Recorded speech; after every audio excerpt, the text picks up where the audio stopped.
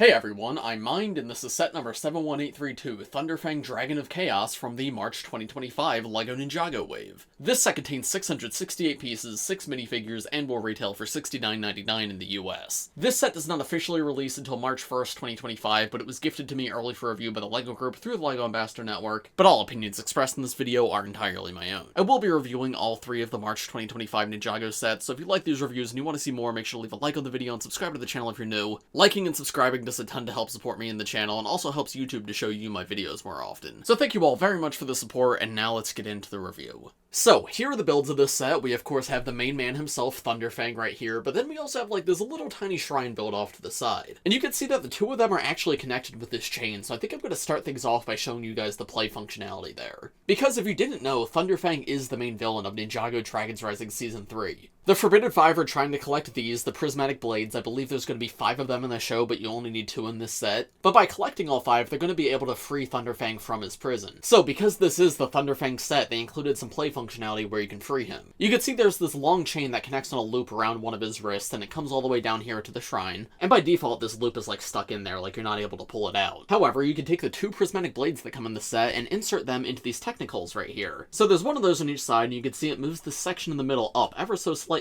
and that actually frees him from his prison. So now that chain's no longer connected and Thunderfang is completely free. If we turn this build around, you can see that the blades come through these Technic axle holes that are also on the other side. And the way it works is there's this build that's left sort of loose in the center of everything, and it has these angled slope pieces on it. So when you put a sword in from the front, that'll actually push it up and then come out the other side. And then once it's been moved up a little bit, you could do the same thing on the other side and move it up even higher, and that creates enough of a gap in the front for Thunderfang to be freed. This is a very fun and effective play feature in my opinion. Like, it's not too complex in terms of how it's built, but it works really well, because the moment you unlock it, Thunderfang does just become free. It's very easy to just go in and pull it out. Honestly, I think the only real negative here is the fact that this is so small. Because Thunderfang is like a giant beast of a dragon, it would have been really cool to have something more in scale with him to feel like you are properly freeing him, because there is something inherently funny about this giant monstrous dragon being chained down by this tiny little shrine with one single chain on one wrist. All of that being said, of course, if that was bigger, the entire set would have had to be bigger, and it probably would have been a lot more expensive, so I think it's a fine trade-off. It allows you to represent the whole act of freeing him, and it is fun to do. And hey, if you wanted to expand it further with your own parts, you can, because there is other chains on this minifigure that don't connect to anything, so you could have him chained down in a few different places. But I'll show you all of those when we look at the entire build. First, I want to finish looking at the build of the shrine. The top is simple but looks nice, nothing too crazy in terms of parts, but what's really interesting is this flag piece right here. This is a vinyl piece that uses the same colors as Thunderfang's wings because it comes from the same vinyl sheet, and I think it's very cool to get. It adds some nice life to the build. It reminds me of the flags that we got in Ninjago Skybound. The pink on it is transparent, which is very cool, but yeah, it's just got Thunderfang's face on it, indicating that, hey, this is where he's imprisoned and he's like a big evil guy. And you can actually see the graphic on both sides too. Finally, at the base of the shrine on the back side, there's like this little box or container, and it looks like something's meant to go in here, but I'm not really sure what it is, because they don't ever say anywhere in the instructions or on the box. I have 2 guesses. Number 1 is just extra studs for the stud shooters in this set, because yes, Thunderfang does have stud shooters on him, so this would be a good place to store these. I feel like the instructions would say to do that though, because they typically do if there is a place to keep the extra studs. And then my only other guess would be this crystal that Arin holds onto in this set. I don't know what this crystal is, but presumably it's something from the show, because both sets that Arin comes with, he does come with this as an accessory. So maybe in the show it has something to do with Thunderfang and like you discover it right here, possibly. But yeah, without the instructions saying anything and nothing in the set description, I'm just left guessing. I do think this crystal is something because he holds it upside down in both sets that he comes in, so clearly there's something going on there. But I don't know if this is for extra studs or for the crystal, or if it's not for anything, that's just up to your own interpretation, but that is something that's here. But yeah, very fun little side build with a great play feature. I like this a lot. But now we come to the main focus of this set, Thunderfang, the Dragon of Chaos. And I love this guy's entire vibe so much. He's probably the most unique Ninjago dragon we've ever gotten, which is really great to say because we've had a lot of dragons over the years. Since last year, I like that LEGO's been doing a lot more like new types of dragons, right? It's not just Fire Dragon, Ice Dragon, Lightning Dragon. They're doing concepts for dragons that extend beyond like the elemental powers that we see in the show. This guy though takes it to another level because he is a bipedal dragon. And that is specifically a bipedal dragon, not a 2-legged dragon like we've had 2-legged dragons in the past. But no, this guy still has 4 limbs in addition to his wings. He just stands on 2 feet, which makes him very unique. But something I like about this build is they didn't humanize him, right? They didn't just make like a guy and give him a dragon head. No, he still has a very bestial, very like lizard-like body, which makes the fact that he's standing on 2 legs feel a little more awkward, a little more unsettling, and I think that's perfect for a villain. The color scheme too, his main colors are red, purple, and black, and we've definitely seen red and black together before, but never with purple on it, dragon, so once again helps to make him stand out in the broader LEGO collection. And then the wing pieces are amazing too, but we'll take a closer look at them in just a moment. I think for now I'm going to start at the feet and then make my way up so I can show you guys all the different details of this build. Starting at the feet, you can see they're mostly black, but there's a sticker on them with these purple scales that does exist on both feet. And at the front, there's these big red claw pieces, which are nothing too new for dragon feet, but they definitely feel like they work here. And again, this ties back into the colors of this build and how it's so different, because usually the feet of dragons go a little more muted. The claws on the feet are often like white or gray or gold, even if that's not the color of the main dragon. For Thunderfang though, no, that is absolutely not the case. He uses this vibrant red, and in addition to that, there's more red and purple on the sides of the feet. The feet actually use these large angled plates, which I was kind of surprised to see, but yeah, they actually fit that shape in there really well. From the top, it's quite covered up, but it looks really natural, and because that plate is so big, it allows it to stand very easily. The feet connect to the legs on 2 ball joints, and that's very similar to what we've seen in a lot of like recent Ninjago mech sets. And I think the choice to do that was the right one. It's a bit of a double-edged sword, because it does definitely restrict movement on the feet, like you cannot go forward and back with the feet at all, like not even in the slightest. But it still maintains the side-to-side movement, and there's also a little bit of a swivel, you can turn it like that, because the way that like the back ball joint connects allows it to move side to side. The lack of forward and back motion is unfortunate, but I feel like it's a compromise that has to be made given like the shape of everything else in this build. Because on a mech, okay, maybe you can get away with that, but obviously a lot of mechs recently have had to do something very similar to this because they are so big. But this is not a mech, this is a dragon, and he's got very weird proportions. There's the tail on the back that could cause him to topple backwards if the feet aren't built correctly. And then he's got this chest and head that hang forward, which could cause an issue the other direction, as well as, of course, the giant wings on the back. So with all that in mind, I have to imagine that the stability on this build was definitely a challenge, but I think they did a great job with it, because I've had no issues with this thing like struggling to stand up or anything. And despite the lack of forward and back motion on the feet, I do still feel like the build is quite posable, but I'll show you that after we look at the full build. The legs have a great shape to them. I love the sort of inverted knee that they have going on. It definitely makes this feel like the hind legs of a 4-legged creature rather than something that's actually supposed to stand on 2 feet. There's little teeth or spikes coming out the back too, which is a fun touch. And I like how they use these rounded and sloped pieces right here to make the legs feel very muscular. Both legs are exactly the same, so I don't have anything more to show you on the other one. But you can see they connect to the body on double rigid Technic joints. Those aren't really covered up at all, but also I don't really mind them here. I feel like they incorporate fairly well. There's no like out of place colors or anything. The black and the gray all work. And the actual joints themselves, okay, maybe look a little robotic, but it's not the end of the world. The dragon itself is very skinny, so I feel like the thinness right here isn't a big deal at all. Now we're at the waist and the main body of the dragon, and this is where the purple becomes a little more prominent. There's a purple streak that starts down here, but then it goes all the way up the torso, into the chest, and into the head. Oh, and I also appreciate how they rounded off the bottom here. That makes this build feel very complete. Moving to the backside of the dragon, though, here's more purple that encircles the joint, and then here is the tail at the back. The base of the tail's a bit thicker to like finish off the body, but then we have these 2 smaller sections and then like this large blade piece at the end to be the tip of the tail. Once again, I want to point out how this is all basically just one color, right? There's not multiple shades of red in here, there's not like little bits of purple throughout. The color placement in every single part of this build feels very intentional. The purple is only used in specific places, and I think that's part of what helps this stand out. But anyway, yeah, you can see the tail sections connect on mini ball joints, and then there's the large blade piece at the end, and this is the like new storm blade piece that was introduced in the January wave. I believe this color combination is the exact one that also comes in the Dragonian Storm Village set, and I definitely feel like Thunderfang uses it a lot better than that set did. It's dual molded in purple and trans pink, and I think it looks really cool. It has like that storm energy that's all over this build. It's a nice way to end things off, and I think it works a lot better as a tail than it does as a sword in that, like, Kai Mech Rider set. Then we come to Thunderfang's torso, and it is super, super thin. It feels very tiny for a dragon of this size, but I also think it works really well. On the one hand, it adds to the very, like, unsettling nature that the set's meant to have. He's a dragon, but he's also a villain, so he looks very different than the dragons we've had before. But also, we know he's been imprisoned for thousands of years, so it makes sense that maybe he hasn't had a ton to eat. So this is just, like, what he looks like now. So it contributes to that storytelling as well. I appreciate that they actually made all 4 sides of this look nice, because you kind of have to, because you are seeing all 4 sides. But yeah, it's fully covered up, fully detailed here. And this is also a good spot to grab onto Thunderfang if you want to move him around or play with him. Here's 3 more of those teeth or spikes on his back, and they can be moved ever so slightly if you want, but I think it looks best just to leave them down. And then there's this really nice angle that's created right here to move on to the chest, and there is like the slightest gap. I don't think it's a huge deal, but hey, something worth pointing out. And here at the chest, a little bit of the bulk is brought back, but he still does look very skinny. There was an advertisement for this set that was like stop motion animated, and it showed him like bending at the waist. That's just not a thing this set can do. There is a little bit of movement at the waist if you want to like wiggle it around, make him feel a little more alive, but there's no like actual points of articulation here as we saw in that trailer. None of the chest either, it's like permanently locked in place. I don't blame the designers for that at all, because I assume that was never the intent behind this set, but it's a little disappointing that that trailer showed that and that's just like not a real thing the set can do. Thunderfang does have studs on the back, so if you want to have a minifigure ride on him, you can, and in fact there's room for a second minifigure too. However, there's no actual saddle or anything, because I assume Thunderfang is not the kind of dragon that likes being ridden around. But for play, that is always an option you have. Then here we see these amazing wing pieces, and they do connect on ball joints, as you can see right here, so you can move them around a ton. Like, there's a ton of motion you can get out of these. If you want to show them off and you have a ton of room, you can have them up like this. The glare of the light box is hitting them, but you get the idea. This is kind of how it is in the box art. Like, it's really showing off the design of the wing as they're just straight up in the air, and that, like, whole storm effect that's going on with them. But something I appreciate is they can also very easily be tucked away. They fit perfectly fine down at the sides of Thunderfang, so if you wanted him in a more neutral pose, or you're just limited on shelf space, this is a very nice option to have. But as I mentioned before with the flag, yes, these wing pieces are like a plastic vinyl. The pink part is transparent, which is very cool looking, and there's also little gaps in it too. And they just have such an amazing design to them. Like, there's the whole storm swirling in the center, and I love the way it fades out towards the end. And here's a look at the skeleton of the wing underneath, which is fairly simple, but it's effective at what it's going for. You can also see there's a stud shooter right here, and this is actually a triple stud shooter. So you can push it on this cone part right here, and 3 separate tiles can shoot out. Ready? 1, 2, 3.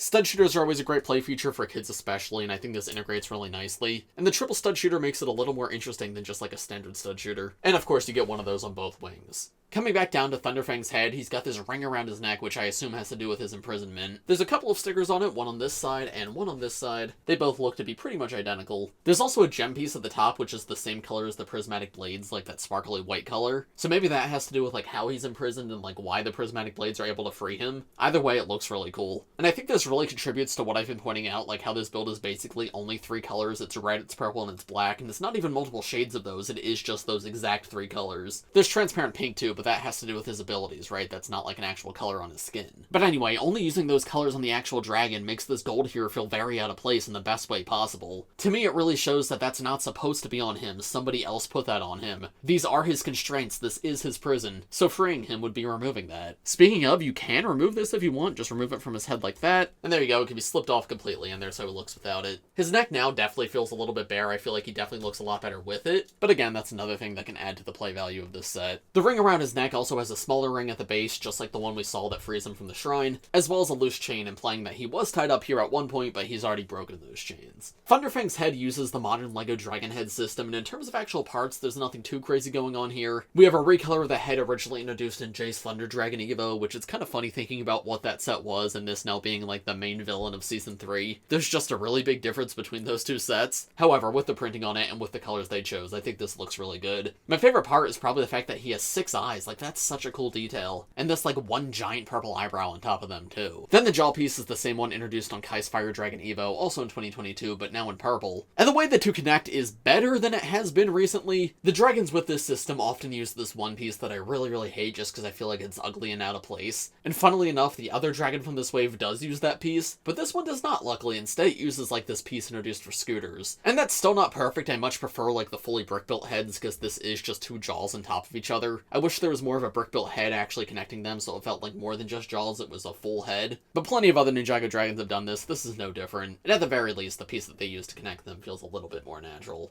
Anyway, of course, the head connects on with the ball joint, so huge range of motion there. You can look up, look down, look side to side. And the jaw can hinge open too to get a ton of personality out of him. And because of the piece they use, you can also move the jaw back like this. So you can give him a huge underbite, a huge overbite. But I think it's best to pose him more like this, where he looks very intense and he's screaming. Finally, the arms are the only part of this build I've not talked about yet, but we have these giant spikes coming out the top. Same color as the teeth that we've seen in other parts of the build, but obviously they're a lot more prominent here. I've not really commented on the use of tan, but I think tan is really cool. A lot of the time, if a dragon's gonna have spikes or claws or something, they're gonna be white to look like bone. But the use of tan gives them some color. It makes them feel off-white, while still definitely feeling like they could be made of bone. It's another thing that I feel like helps add to that like very evil feel. Here on the arms, we also have some more stickered scale pieces. There's purple and black detailing, it makes sense. And we got these slope pieces on the front and back of the arms too to give them a little bit of muscle. That being said, the upper arm and lower arm connect on an SCCBS joint, and you can actually just see the full joint here. Like, there is nothing covering that up at all. And I'm sure that's something that a lot of people are not gonna like, because a lot of people do not like this part in general. I love the part, other people not so much. Now, while I love this part, I would say that typically I prefer for it to be covered up, because it feels a little unnatural here, especially for a dragon. But in this build specifically, I think it actually works really well because it makes his arms look so thin right there. He's got muscles in his upper arm, he's got muscles in his lower arm, but here where there's no muscle, he's just completely thin because he has been in prison for so long. The same reason his waist is so tiny, his arms are also tiny. So I think that works really well. The forearm has more of those teeth or spikes, 2 small ones right here and a bigger one right here. There's another stickered piece too, again with that purple detailing. And then something I haven't actually really pointed out yet, but there's a lot of just like open studs on this build. You can see there's also one right here on the waist, they used a jumper piece. There's another one right here, then a few on the tail. And that's another thing that again I feel like helps set this guy apart from other dragons. Because most LEGO builds do try to cover up studs in general, and if they're going to show any studs, they're going to be closed studs. Having the open studs be part of the detailing though, I don't know, it's definitely a very interesting choice. When I first saw this, that was the only part of the build I didn't like, but I've really come around to it the more time I've spent with it, and I think at this point I've come to appreciate it as an intentional part of the design. And now here's the hand, which has 3 claws on it, which is something we see a lot. However, it is still different because one of the claws is a thumb. Again, that sets itself apart from other dragons because typically if something has a thumb, it's going to have either 3 or 4 fingers in addition to that thumb. But no, this makes him feel like he has 2 regular fingers in addition to the thumb, which does definitely set him apart from the others because he can actually grab onto things with his claws the way they are. Like look, it's very easy to put a minifigure in his hand, but only having 2 fingers on the top rather than 3 makes me feel like there's something missing, which once again makes him feel like this corrupted evil dragon. The hands connect to the wrist on mini ball joints, so there's a good range of motion you can get there. And you can see there's this ring piece wrapped around the wrist, which you can only remove if you take off the hand, and that has a chain connected to it. On this hand, the chain doesn't connect to anything, presumably this is a chain that he already removed himself, but the other arm, the chain connects in the exact same way, and that's the one that connects to the side build.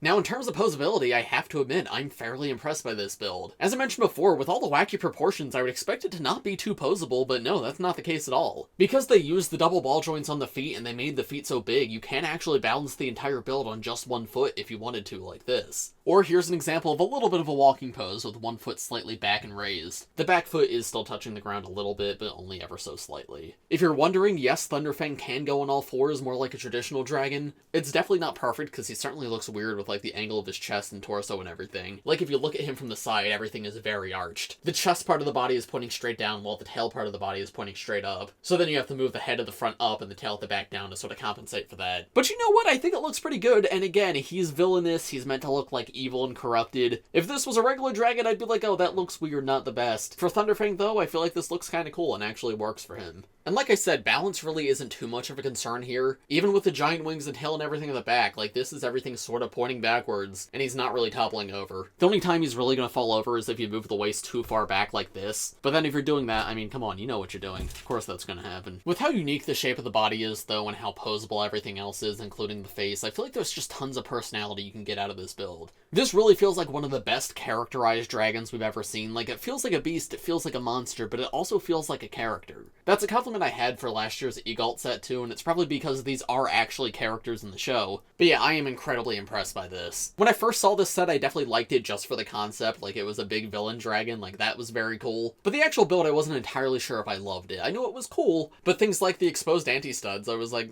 I don't know if this is perfect. Now that I've built it up myself though and spent more time with it, I genuinely love this build. Like, this is a really, really amazing set. And I think it's really amazing that our main villain this season is something brick built and something so cool. But anyway, I'll talk about all of that a little bit more at the end of this video. For now, let's take a look at the minifigures that come in this set, and then I'll give you my overall thoughts on everything at the end. Here are the first 2 minifigures in this set. We have Suit Nya and Suit Lloyd. Now, most of the minifigures in this set are pretty much just minifigures that came in the January 2025 Ninjago sets. There's some slight variations here, which I will point out, but I believe only one minifigure introduces an entirely new piece, and it is just one single part. The rest of that minifigure comes in other sets. So nothing too exciting in terms of actual new minifigures here. However, this set does definitely make a lot of minifigures more accessible, so that's certainly a good thing to see. But yeah, here we have the Suit for Nya and the Suit for Lloyd. Suit Nya did come in 2 sets previously, and same thing with Lloyd. However, in the other 2 sets that Lloyd comes in, he did not have his armor piece. And in that full January wave, you did only get 5 copies of this armor piece total. So this is our first time officially getting Lloyd with his armor piece, and this gives you an extra armor piece on Nya too if you wanted to give it to somebody else, because she does also come with the armor piece in 2 other sets. But anyway, the Suits themselves I think are really cool. Nya is easily the best of the bunch. She just has a very cool color scheme in general, but I love the way she uses gunmetal gray for the base here, but still uses a ton of azure. Like, I feel like they mixed her 2 colors absolutely perfectly on this suit, and I would love to see them do that more going forward. And then for detailing too, they use metallic blue, which is just such a cool color, and then all the ninja use gold this wave as well, which fits in really nicely.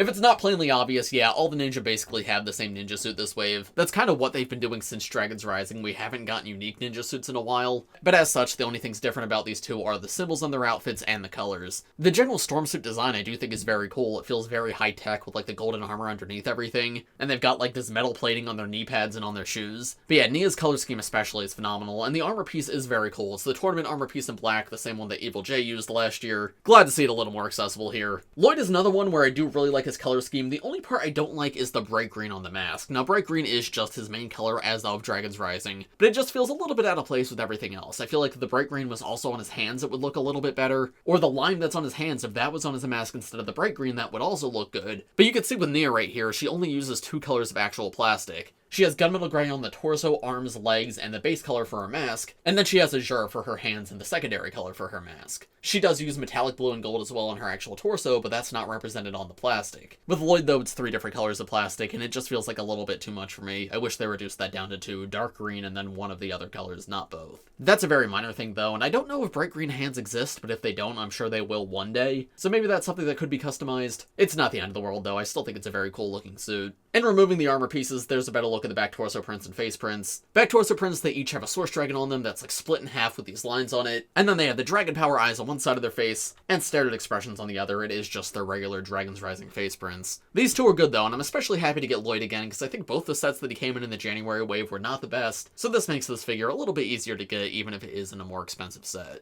Next up, here is our only actually new figure in this set, Arin, as well as a figure who is definitely not new, Sora. This is the new, like, Dark Arin, Evil Arin, whatever you want to call him for this wave, after he's teamed up with Roz. Now, I don't think he's going to be actually, like, completely evil, but his outfit here definitely indicates a turn to the dark side in the slightest. This suit is very similar to a suit from the first wave. In fact, it uses the same armor and hood piece, but now instead of being in bright orange, they're in black instead. Now, the armor piece of black is not actually a new color for the part or anything. That's the color that Cole used, so we do already have that piece. But what is definitely a new color is the hood piece, because Arin has never used just the normal ninja hood. Instead, he's got these little horns on the front, and those were in gold in the past, and they're still in gold here, but the gold pops against the black so much more than it did against the orange. So I think that looks amazing on this minifigure. Now, the torso and legs on this minifigure are new for this year, but they're the same ones from the January sets. Unfortunately, I do have a suspicion that the Arin minifigure from the January sets may not actually be appearing in the show. The trailer for Season 3 just came out, and we did see Sora in this outfit. She's not in her outfit from those sets. It's just a hood piece, but she didn't have that hood piece in the show. And that's the same hood piece that Arin has in the set. So yeah, I have a feeling that may have just been a sets thing, and this is the form of Arin we're getting in the show, because this is the version of Arin that's on the poster. Which, if true, would be unfortunate. However, I will say this version of Arin is a lot better than that version. This hood and armor just matches so much better than that hood did. Like, that was my one critique of that figure. I thought the torso and legs were awesome. The hood was just not the best. This, though, is pretty much perfect. The colors work perfectly, and I love how the black is, like, on top of everything, right? It creates, like, this triangle from his hand up to his shoulder. Above that, it's all black. Below that, it's all orange. It sort of, like, shows the conflict between the good side and the bad side for him. Removing the armor piece, though, it is more than just that on the suit. I also love what he did with, like, the dragon on his torso. In the past, that was just regular orange on top of bright orange. It was a very subtle design, a little dragon that goes across this hoodie. Now, though, it looks like it might have been spray painted because it has, like, these purple splotches around it, and it's this magenta dragon. Possibly that's maybe supposed to be Thunderfang, because Thunderfang does use magenta on him, and of course he comes in this set, but I'm not sure, because I don't believe Arin's, like, actually interested in freeing Thunderfang, because that's a Forbidden 5 thing, and Roz and Arin are a different faction than the Forbidden 5. They're not working together with them. So I think the magenta is just coincidental. It's a color that Roz uses. It also, like, indicates evil. And then he does also have a black belt now, and his symbol's hanging off. It's the letter A for Arin. And you can see that magenta, like, spray-painted dragon continues around the back, and it spells out his name in jargon right here. It says A-R-I-N, Arin. Now, my only remaining critique of this figure is the face print. I feel like it's time to update this face print. It's already a shame that he's the single-sided face. I understand that's to make it work with this hairpiece, but his hairpiece doesn't come in every set. Zane's head doesn't work with this hairpiece either, and he still gets a double-sided face. I feel like Arin absolutely should too. Especially now that he's Dark Arin, because I feel like this expression does not fit Dark Arin at all. He should be more serious, he should be more angry. It's a shame that we're stuck with him always smiling, especially when he's going through this arc. Luckily though, with the hood and mask on, you can't really tell that he's smiling, so he still looks very cool. And then Sora, this is so disappointing. This is the Sora minifigure from the first Dragons Rising wave. I don't know why they're not updating her still. In the January sets, at the very least, she got a new hood piece, but yeah, that's just gone now. She's back to her Season 1 outfit with her hairpiece. And it's a shame because she's the only one that's doing this. Like, Wildfire at the very least is using her Season 2 design. I still wish she was updated with the rest of the ninja, but at least use something a little more modern. Like, they could have used her Tournament of Sorceress suit if they didn't want to give her a new suit. But nope, this is still the 2023 design, and it is a really good minifigure, don't get me wrong. I love Season 1 Sora, but it's just become way, way too common at this point. Like, it is very easy to get this minifigure, so getting it in a $70 set is nothing exciting at all. Love the character, happy to see her in more sets, but she really deserves more than this. And of course, face print is still the same, so there's a look at the full back torso print and one of the faces if you're curious, and there's a look at the front torso as well as the front face print. Here are the final two minifigures in this set. We have Nokt, one of the members of the Forbidden Five, the Master of Brute Force, and then we have a new character who I guess is called Tyr. It's spelled T-Y-R, I may have that pronunciation wrong, but he is meant to be the leader of the Dragonians. This is the second set that Nokt comes in, but it is now the cheapest set that Nokt comes in, because the other set that he comes in is the big Zane mech, which was $100. So if you're a huge Nokt fan, I mean, this is still not a cheap set, but this is a slightly cheaper set to get him in. And I am happy that there is more ways to get these characters now, because obviously, yeah, they're the main villains of this season of the show, aside from Thunderfang himself. I'm glad that they're becoming a little more accessible. Anyway, Nokt comes with the same accessory that he had in his previous set. It's this, like, longer katana build, but he uses the Monkey Kid hilt at sand green at the bottom. And Tyr just has, like, a classic castle sword. But Nokt generally does have a very cool design. He uses some metallic blue, which, as I mentioned with Nya, I really, really love. And especially with how muted the rest of his colors are, that metallic blue really stands out. He's got the Forbidden Five, too, on his back in the same colors, which looks awesome. And you can see the Forbidden Five symbol is sort of shaped like a dragon, right? You can see the tail at the bottom right there. And then there's, like, wings and legs. I wonder if that's meant to be Thunderfang, because it doesn't, like, specifically look like Thunderfang, but it does look like a dragon. Or if that's just completely coincidental.